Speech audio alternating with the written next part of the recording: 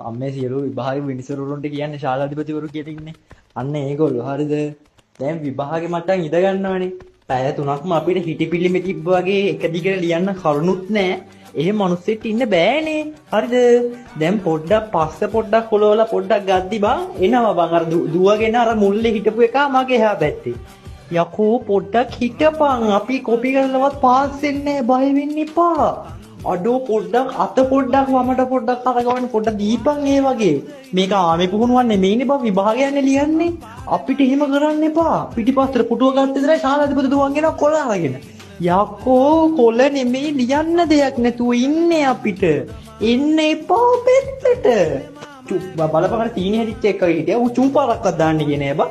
බලපන් ඉතින් එහෙම එපා බං උඹලට පොඩි කාලයක් තියෙනවනේ අපිට එකතන ඉන්න බෑනේ නවයෝගියනේ 18ට වැඩි නේනේ පොඩ තීරුම් ගන්නකො පොඩ්ඩක් අපිව පොඩ පඩින්නවත් බෑනේ උඹලා රයින්නාට බලලකට